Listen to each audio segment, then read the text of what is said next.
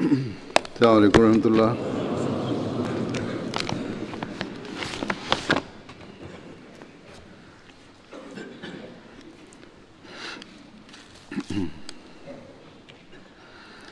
أشهد أن لا إله إلا الله وحده لا شريك له وأشهد أن محمدا عبده ورسوله أما بعد فأعوذ بالله من الشيطان الرجيم بسم الله الرحمن الرحيم الحمد لله رب العالمين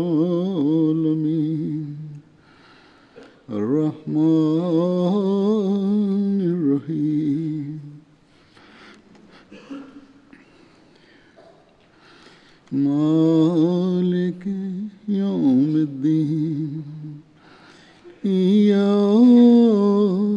نعبد وإياك نستعين اهدنا الصراط المستقيم صراط الذين أنعمت عليهم غير المغضوب عليهم ولا الضالين.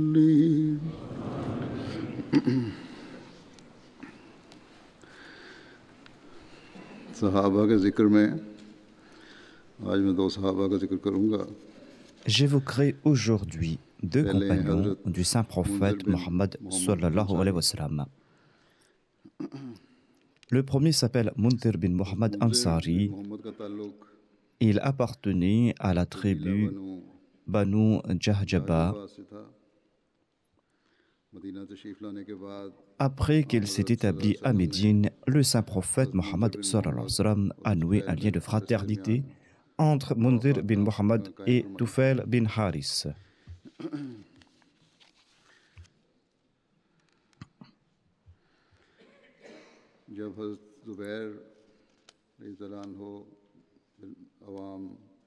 Zubair bin Awam, Hatib bin Abi Balta'a,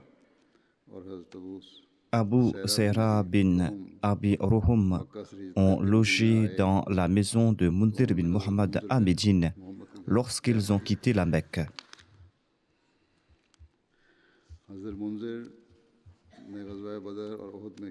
Mundir bin Muhammad avait participé aux batailles de Badr et d'Uhud et il est tombé à martyr lors de l'incident de Bir Maouna.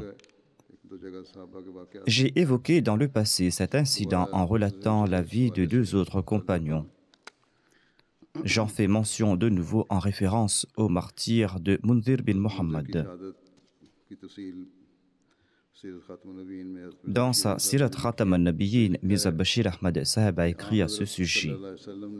Au cours du mois de Safar, en l'an 4 de l'Hégire, le saint prophète Mohammed sallallahu alayhi wa sallam a envoyé une délégation de compagnons sous la direction de Mundir bin Amr Ansari. La plupart étaient des Ansar et ils étaient 70 en nombre. Ils étaient presque tous des Qari, c'est-à-dire qu'ils connaissaient bien le Saint-Coran. Le jour, ils ramassaient du bois pour joindre les deux bouts et ils passaient la meilleure partie de la nuit dans le culte de Dieu. Quand ils ont atteint un lieu connu sous le nom de Bir Maouna, ainsi nommé en raison d'un puits d'eau, le dénommé Haram bin Milhan, qui était l'oncle maternel d'Anas bin Malik, est parti en avant présenter le message de l'islam à Amir bin Tufail, le chef de la tribu Amir. Amir bin Tufail était aussi le neveu d'Abu Bara Amiri.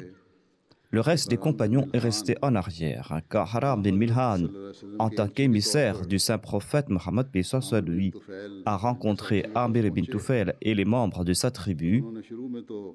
Eh bien, ces derniers, par simple hypocrisie, l'ont accueilli chaleureusement. Après que Haram bin Milhan s'est assis et s'est mis à prêcher le message de l'islam, quelques infâmes parmi eux ont fait un signe à quelqu'un qui a frappé l'innocent émissaire avec une lance par derrière et il l'a blessé mortellement.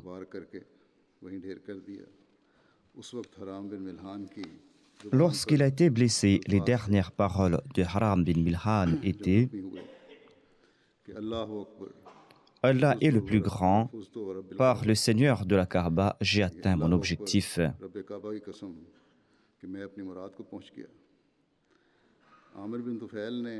Amir bin Tufail ne s'est pas contenté du meurtre de cet émissaire du saint prophète Mohammed soit lui. Il a incité les membres de sa tribu, les Banu Amir, de s'attaquer au reste des musulmans. Mais les membres de sa tribu ont refusé en citant la garantie offerte par Abu Bara. Sur ce, Amir a recueilli les clans Banu Ril, Banu Zakwan et Banu Usayya, membres de la tribu Sulaim. Ces personnes étaient les mêmes membres des clans qui avaient envoyé leur délégation au saint prophète Mohammed lui selon un récit de Bukhari. Ainsi donc, Amir a pris toutes ces personnes et s'est attaqué à ce petit groupe de musulmans sans défense. Quand ces infâmes assoiffés de sang les ont approchés, les musulmans ont déclaré « Nous n'avons aucun grief contre vous, nous venons seulement avec le message du saint prophète Mohammed sallallahu alayhi wa sallam. Nous ne sommes pas venus nous battre. » Mais les infâmes ne les ont pas écoutés et les ont tous tués. Parmi les compagnons présents, un seul individu a été épargné. Il était boiteux et il avait réussi à grimper au sommet d'une montagne. Ce compagnon s'appelait Ka'b bin Zayd. Selon d'autres récits, les mécréants l'avaient également assailli et blessé et ils l'ont laissé pour mort. En réalité, il était encore en vie et il a survécu. Deux membres de la délégation des compagnons s'étaient séparés du groupe afin de faire paître leurs chameaux. Ils s'appelaient Amr bin Umayya Damri et Mundhir bin Muhammad.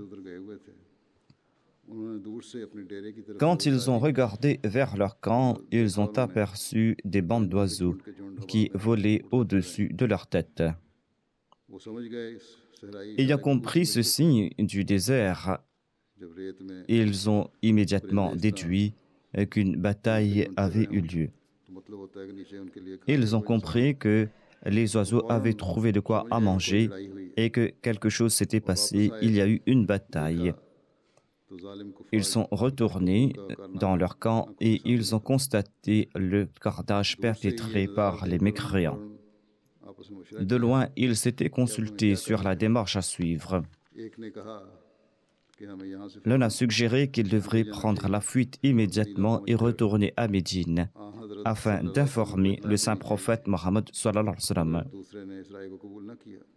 Son ami a rejeté sa proposition et il a déclaré « Je ne fuirai pas où notre amir Mundhir bin Amr est tombé en martyr. »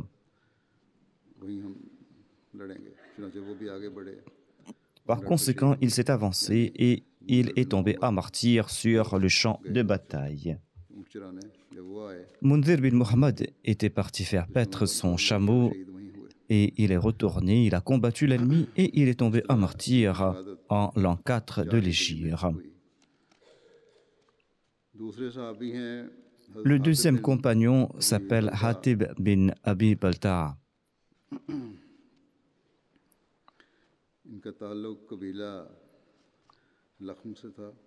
Il appartenait à la tribu Banu Lakham. Il était aussi l'allié de la tribu Banu Asad. Et il portait le nom d'emprunt d'Abu Abdillah. On dit aussi qu'il s'appelait Abu Muhammad. Hatib bin Abi Balta'a était un yéménite. Selon Asim bin Amr, lorsque Hatib bin Abi Balta'a et son esclave Saad ont quitté la Mecque pour se rendre à Médine, eh bien, ils ont tous deux logé chez Munzir bin Muhammad bin Uqba. Le saint prophète Mohammed paix soit lui avait noué un lien de fraternité entre Hatib bin Abi Balta'a et Rukhayla bin Khalid. Selon un autre récit, il avait noué ce lien de fraternité entre Ouaim bin Saïda et Hatib bin Abi Balta'a.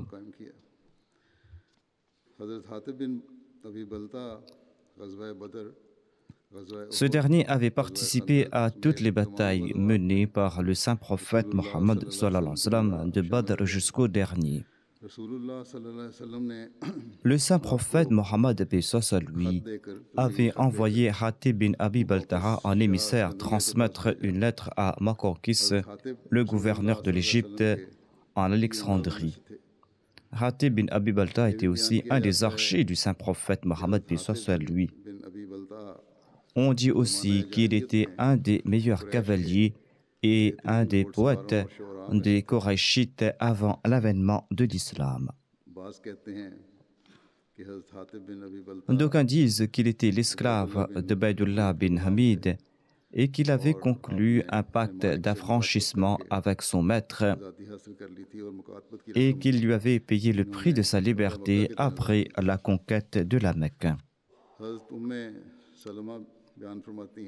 Salama relate que le saint prophète Mohammed lui avait demandé sa main en mariage par l'entremise de ce compagnon Hatib bin Abi Balta'a après la mort de son mari. Selon Anas bin Malik, Hatib bin Abi Balta'a a relaté que le jour de la bataille d'Uhud, le saint prophète Mohammed s'est tourné dans ma direction. La bataille s'était calmée et le saint prophète Mohammed lui était blessé. Ali présentait au saint prophète Mohammed lui de l'eau et le saint prophète lui utilisait cette eau pour laver son visage. Hatib bin Abi Balta'a a demandé au saint prophète lui de lui dire qu'il avait ainsi blessé.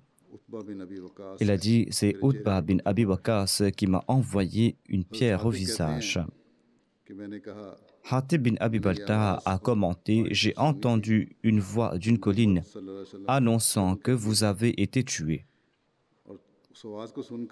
Et je suis venu l'âme meurtrie et le corps sans vie en entendant cette annonce. Où se trouve cet Utba, a-t-il demandé.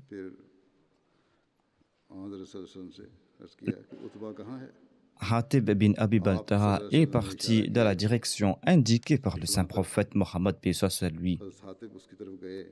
Et Hatib a pu maîtriser l'infâme. Il s'est battu contre lui et l'a décapité de son épée. Hatib s'est ensuite présenté au saint prophète Mohammed lui avec la tête d'Utba, ses biens et son cheval. Le saint prophète Mohammed lui a offert le butin et il a prié pour Hatib à 2 reprises. Qu'Allah soit satisfait de toi, qu'Allah soit satisfait de toi. Hatib bin Abi Balta'a est décédé en l'an 30 de l'Hégire à l'âge de 65 ans à Médine. Le calife Ousmane a dirigé sa prière funéraire.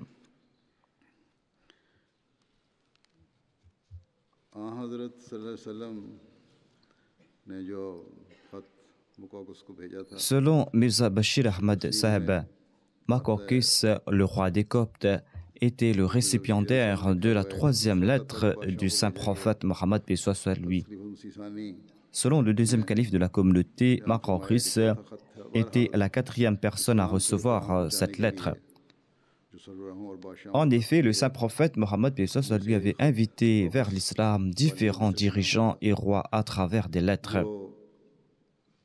Makokis était le vassal d'Hériaclus est le dirigeant héréditaire ou gouverneur d'Alexandrie et de l'Égypte. Il était de confession chrétienne, à l'instar d'Hériaclus. Jurayj bin Mina était son nom personnel. Ses sujets et lui-même étaient d'obédience copte. Le saint prophète Mohammed lui avait envoyé sa lettre par l'entremise de Hatib bin Abi Balta'a. Et cette lettre se lit ainsi. من محمد عبد الله ورسوله إلى المقوقس عظيم القبط سلام على من اتبع الهدى أما بعد فإني أدعوك بدعاية الإسلام أسلم تسلم يؤتك الله أجرك مرتين وإن توليت فعليك اسم القبط يا أهل الكتاب تعالوا إلى كلمة سواء بيننا وبينكم ألا نعبد إلا الله ولا نشرك به شيئا ولا يتخذ بعضنا بعضا أربابا من دون الله فإن تولوا فقولوا اشهدوا بأننا مسلمون.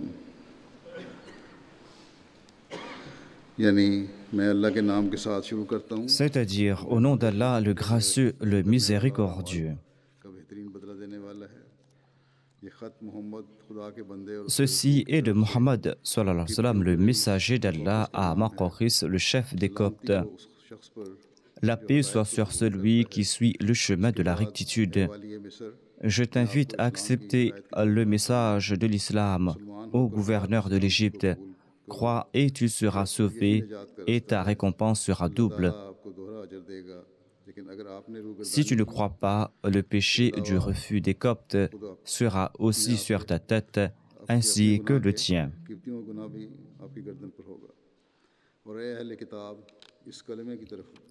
Ô gens du livre, venez à une parole égale entre nous et vous, que nous n'adorions personne d'autre qu'Allah et que nous ne lui associons point un de partenaires et que certains d'entre nous n'en prennent point d'autres seigneurs en dehors d'Allah.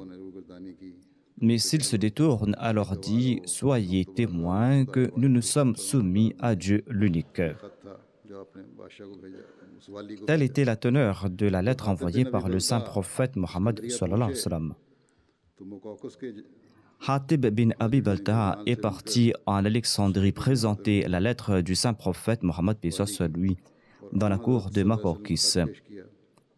Maqawqis a lu la lettre et il s'est adressé à Hatib sur un ton un tantinet ironique et lui a dit « Si ton maître est un vrai prophète, pourquoi au lieu de m'envoyer la lettre, n'a-t-il pas demandé à Dieu qu'il fasse de moi son vassal ?»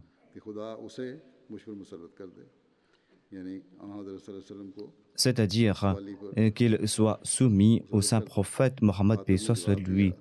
Hatib a répondu « Ton objection, si elle est valable, s'applique aussi à Jésus. Pourquoi n'a pas-il fait la même prière contre ses détracteurs ?» Hatib a conseillé à Maqawqis « Réfléchis sérieusement sur ce message, car avant toi, un homme avait prétendu être le Dieu suprême ici en Égypte, c'est-à-dire Pharaon. Et Dieu se vengea contre lui en l'infligeant le châtiment qui a été un exemple pour les premiers et les derniers. Tire-en donc des leçons. Attention que d'autres tirent des leçons de ta condition à toi.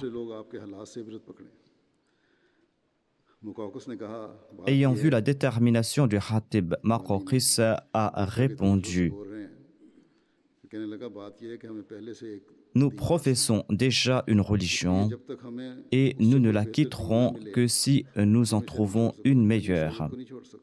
C'est-à-dire, nous n'allons pas abandonner le christianisme. » Hatib a répondu « Nous t'invitons vers l'islam, la religion qui a été parachevée par Allah et qui compense toutes les autres religions. Notre religion ne t'interdit pas de croire dans le Messie. Notre religion nous enjoint de croire dans tous les vrais prophètes. Moïse avait donné la bonne nouvelle de l'arrivée de Jésus. De même, Jésus a donné la bonne nouvelle de l'avènement de notre prophète. Makokis a réfléchi à ce propos et il est resté silencieux. Lors d'une autre réunion dans laquelle se trouvaient certains grands prêtres, Makokis a demandé à Hatib: « J'ai entendu que ton prophète a été chassé de sa patrie. Pourquoi n'a-t-il pas prié pour que Dieu punisse ses ennemis et pour qu'il puisse vivre en paix ?»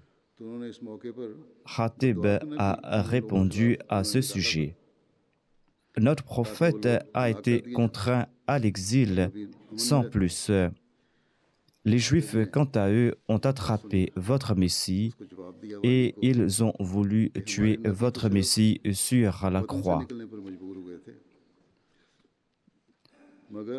Or, Jésus n'a pas pu les maudire et il n'a pas pu les vouer à la destruction. »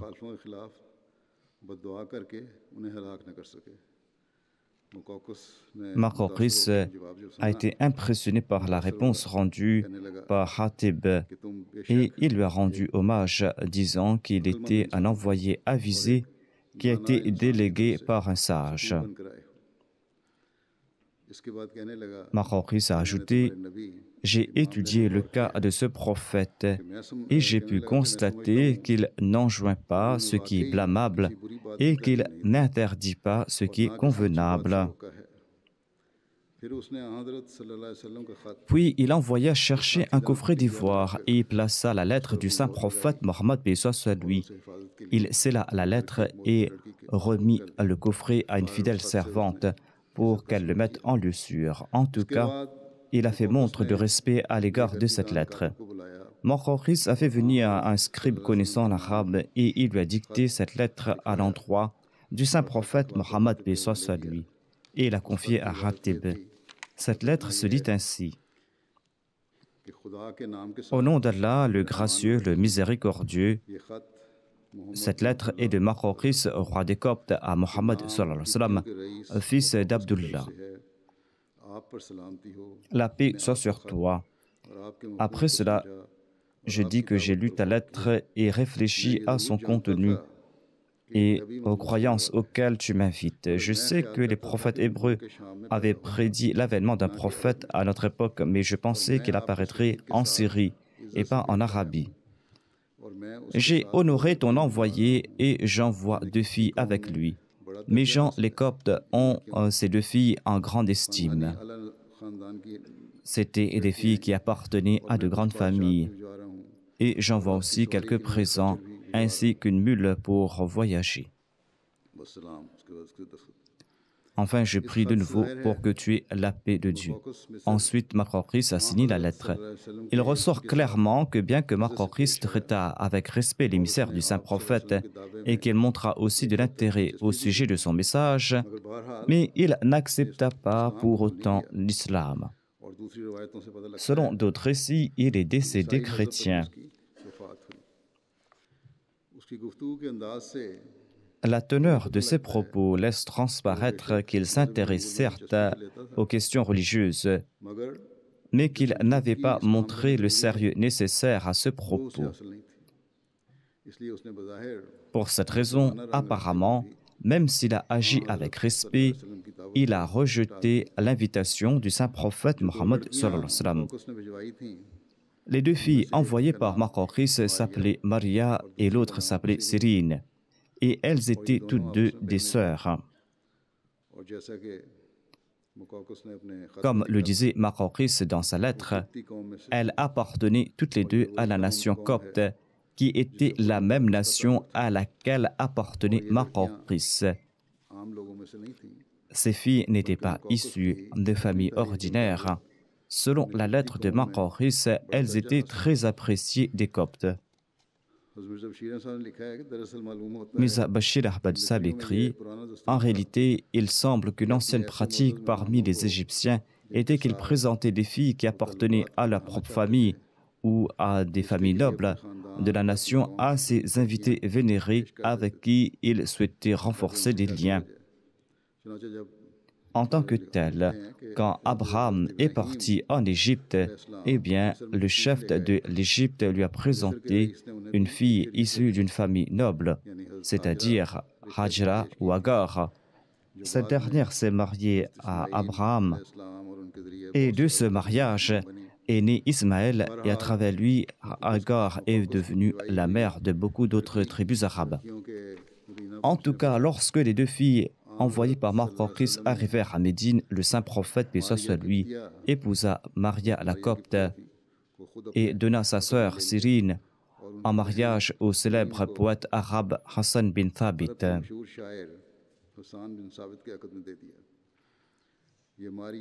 Maria est la noble femme qui a donné naissance à Ibrahim, le fils du saint prophète Mohammed paix soit lui. Il était le seul fils ou le seul enfant qui lui soit né durant son ère de prophétie. Il convient également de mentionner qu'en raison de la prédication de Hatib bin Abi Baltaha, ces deux filles étaient devenues musulmanes avant même d'avoir atteint Médine.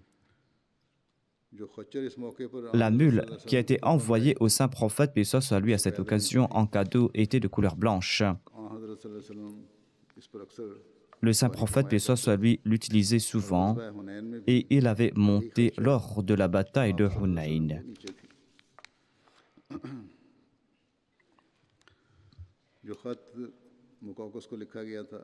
Hazrat Muslim Maud présente d'autres détails sur la lettre envoyée par le saint prophète Mohammed à Marcoquis. Le texte de cette lettre était exactement le même que celui de l'empereur byzantin. La lettre à l'empereur byzantin disait que le péché de la dénégation de l'islam par les sujets de Rome sera sur sa tête. La lettre à Marcoquis disait que le péché du refus de l'islam par les Coptes sera sur la tête du Marcoquis. Quand Hatib atteignit l'Égypte, Marcoquis n'était pas dans la capitale. Il se trouvait en Alexandrie et Hatib est parti en bateau à Alexandrie où le roi tenait sa cour près de la mer. Il se peut qu'il était sur une île. Étant donné que la cour était sévèrement gardée, il montra la lettre de loin et il commença à parler d'une voix forte.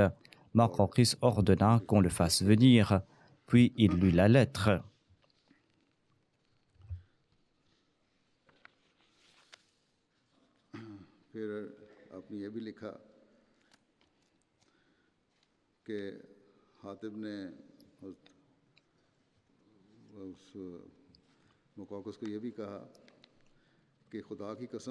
Hatib ajouta, je jure par Dieu, Jésus a fait plus de prophéties à propos de Mohammed que Moïse n'en a fait à propos de Jésus.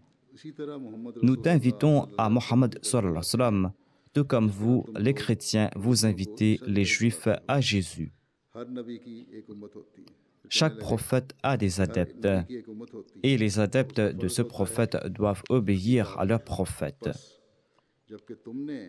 Maintenant qu'un prophète est apparu à ton époque pour le monde entier, il t'incombe à toi de croire en lui et de le suivre. Et souviens-toi que notre religion ne te demande pas de renier Jésus ou de lui désobéir. Notre religion demande à chacun de croire en Jésus. Ces illustres compagnons, avec courage et sagesse, se sont acquittés de leurs devoirs religieux. Ils n'avaient peur d'aucun roi, d'aucun gouverneur ou d'aucun souverain.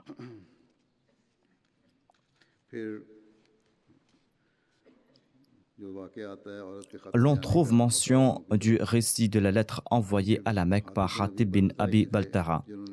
Cette lettre était portée par une femme.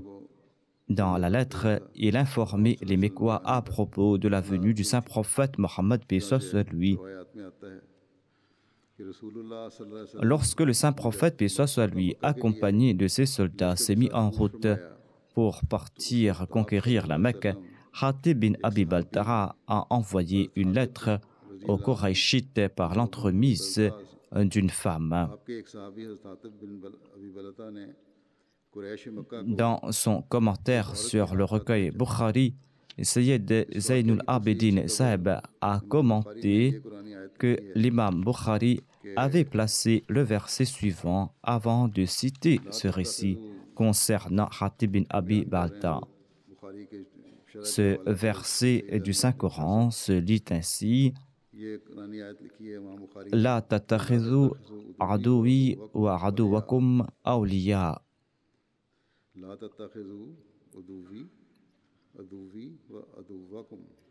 La tattakhidhu aduwi wa aduwakum awliya. C'est-à-dire, ô vous qui croyez, ne prenez pas mes ennemis et vos ennemis pour amis. Ali radhiyallahu anhu rapporte que le saint prophète, paix soit sur lui, l'envoya en compagnie de Zubair et de Miqdad bin Aswad afin d'intercepter au lieu du Khak cette femme qui, à dos de chameau, portait une lettre aux Qurayshites.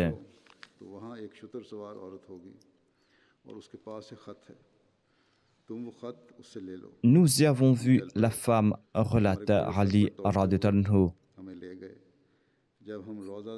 Nous lui avons demandé de remettre la lettre lorsque nous sommes arrivés en ce lieu.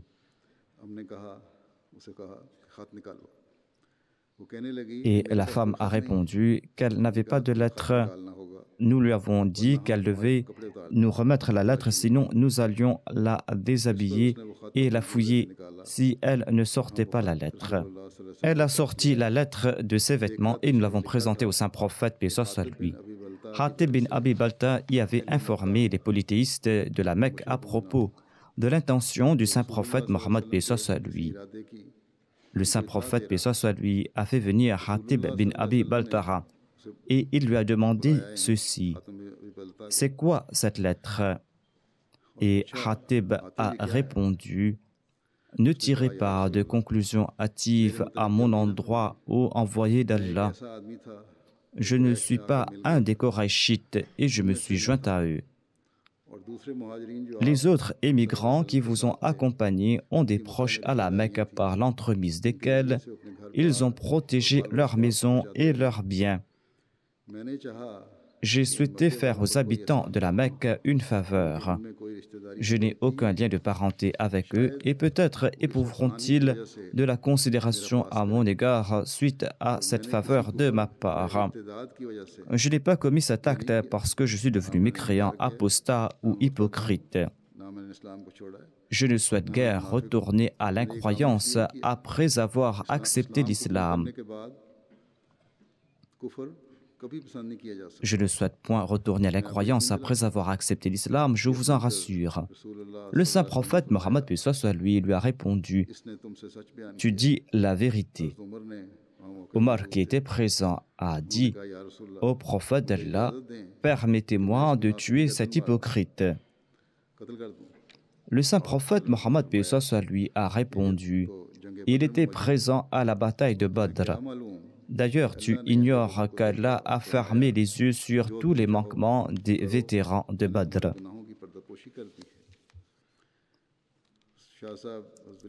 Shah Waliullah Sahib écrit à ce propos: selon un autre récit de Bukhari, cette femme était une polythéiste. Ali Abu Marsad Khanwi et Zubair s'étaient mis à sa poursuite. Elle était à chameau et quand elle a vu que ses poursuivants étaient sérieux, elle a fait sortir la lettre du manteau qu'elle avait autour de la taille. Ses compagnons ont ensuite mené la femme au saint prophète Mohammed, paix soit sur lui. Omar a déclaré: Hatib a trahi Allah, son prophète et les croyants. Ô prophète d'Allah, donnez-moi la permission de lui trancher le cou.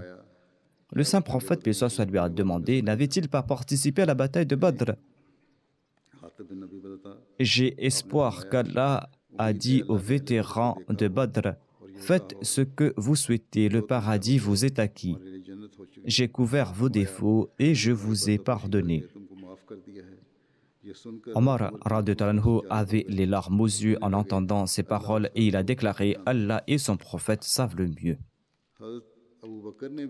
Le calife Abu Bakr envoya Hatib au Makorkis d'Égypte et signa un pacte de paix avec ce dernier. Le pacte était valable jusqu'à l'attaque lancée par Amr bin As contre l'Égypte. C'était un pacte de paix signé entre les musulmans et la nation égyptienne. On dit de Hatib qu'il était beau, qu'il portait une légère barbe, qu'il avait le cou pendant et qu'il n'était pas très grand et qu'il avait les doigts larges. Yaqub bin Utba relate que le jour de son décès, Hatib bin Abi Baltara disposait de 4000 dirhams. Il était aussi un vendeur de grains et il avait laissé son patrimoine à Médine. Jabir radhiyallahu anhu relate que l'esclave de Hatib s'est un jour plaint au saint prophète Mohammed lui à propos de son maître.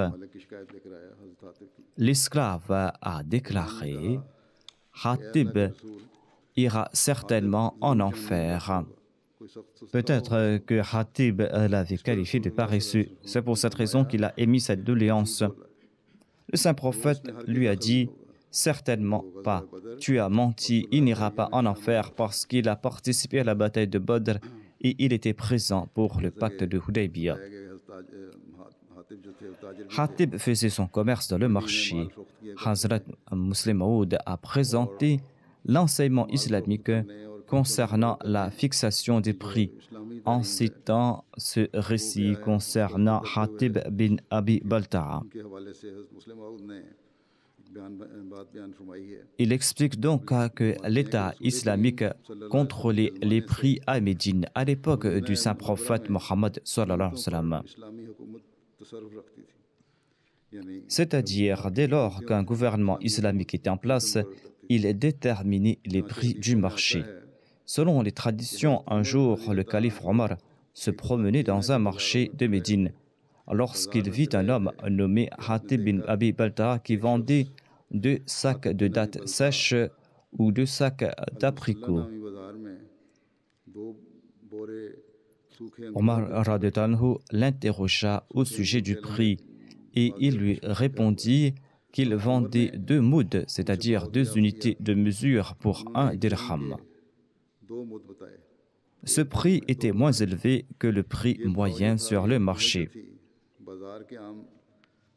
Sur ce, Omar lui ordonna d'aller les vendre devant chez lui, car le prix était très peu élevé.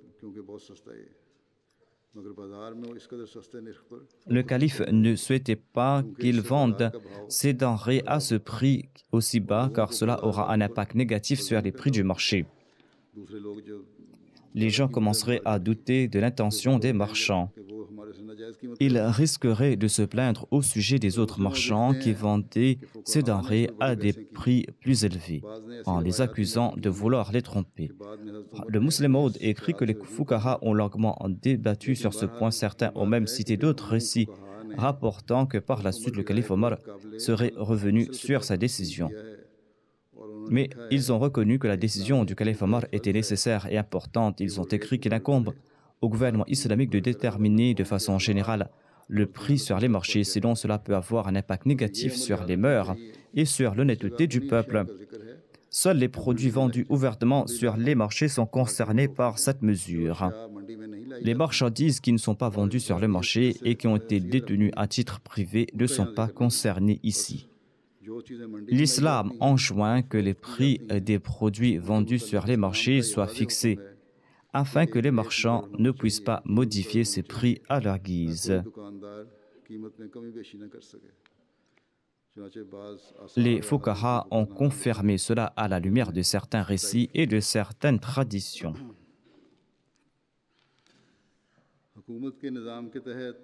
Il est également du devoir du gouvernement de s'occuper des pâturages et de creuser des puits. Tel est un des devoirs qui incombe à l'État islamique. Une fois, le saint prophète Mohammed lui avait ordonné à Hatib de s'en occuper. Selon un récit, au retour de la bataille avec les Banu Mustalik, le saint prophète Mohammed lui passa par un endroit appelé Naki. Il y vit une grande vallée pleine de verdure et de nombreux puits. Et on disait que l'eau de ces puits était excellente. Et les gens rapportèrent que lorsqu'ils vantaient la qualité de ces puits, les puits s'asséchaient. Sur ce, le saint prophète Mohammed lui ordonna à Hatib bin Abi Balta de creuser un puits et de faire de Naki un pâturage administré par l'État. Le saint prophète Mohammed lui a nommé Bilal bin Haris Muzni comme responsable de ce pâturage. Bilal demanda au saint prophète, paix soit lui, ô envoyé d'Allah, quelle surface de ce terrain dois-je convertir en pâturage étatique? Il s'agissait d'une grande vallée et il demanda donc quelle surface de celle-ci doit être administrée par l'État. Le saint prophète répondit, lorsque le soleil se lèvera, lance un appel par une personne à la voix bien portante du mont Mokambil. Et toute la zone d'où l'on pourra entendre sa voix sera utilisée comme pâturage pour les chevaux et pour les chameaux des combattants musulmans. C'était là une manière de mesurer les distances. On n'utilisait pas des unités de mesure comme mètres ou kilomètres. L'idée était de placer des gens pour déterminer jusqu'où la voix de cette personne sera perçue afin de démarquer les limites de ce pâturage qui servira aux chevaux des musulmans combattants et à leurs chameaux, des montures qu'ils utilisaient pour accomplir le djihad. Il s'agissait des biens de la Baytul Mal, de la trésorerie et d'un pâturage appartenant à l'État, dédié aux chevaux et aux chameaux des combattants qui participaient aux batailles. Bilal a répondu, ô envoyé d'Allah, qu'en est-il des animaux des autres musulmans? Il y avait de nombreux animaux des musulmans qui ne combattaient pas et qui se promenaient en plein air. La question était de savoir si ces animaux auraient également accès au pâturage. Le saint prophète a répondu, ils n'y auront pas accès, cet endroit sera réservé aux personnes qui préparent leur monture pour le djihad.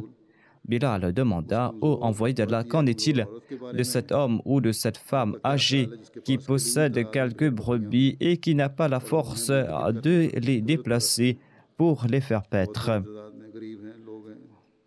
Il y avait des pauvres qui ne possédaient que quelques animaux et il leur était difficile de partir loin pour les faire paître. Certains ne pouvaient pas se déplacer, ils étaient faibles, ils étaient âgés, il y avait des femmes. Le saint prophète répondit, ceux-là seront autorisés à utiliser ces pâturages. Les pauvres, les nécessiteux, les faibles auront l'autorisation d'accéder au pâturage appartenant à l'État. Ainsi, les propriétés publiques devaient être utilisées pour le bien public uniquement. Les nécessiteux peuvent également en profiter. Mentionnant les qualités de Hatib bin Abi Baltara, l'auteur de l'ouvrage Siratul Sahaba écrit ceci.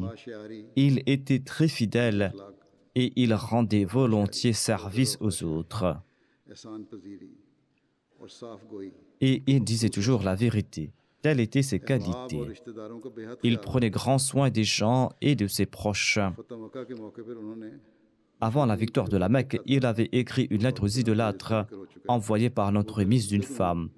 Cette lettre était imprégnée de ces mêmes sentiments de bienveillance à l'égard des proches.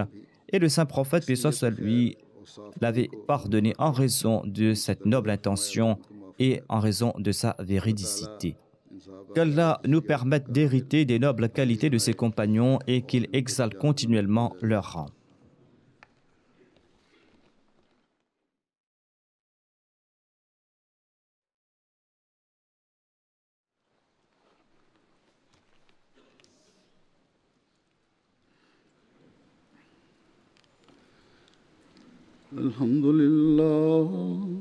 الحمد لله نحمده ونستعينه ونستغفره ونؤمن به ونتوكل عليه ونعوذ بالله من شرور أنفسنا ومن سيئات أعمالنا من يهده الله فلا مضل له ومن يضلل فلا هادي له ونشهد أن لا إله إلا الله ونشهد أن محمدا عبده ورسوله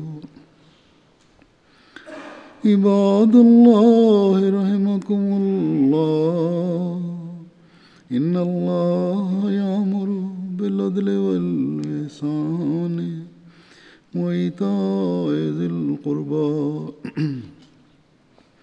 وينهى عن الفحشاء والمنكر والبغي يعظكم لعلكم تذكرون اذكروا الله يذكركم وادعوه يستجب لكم ولذكر الله أكبر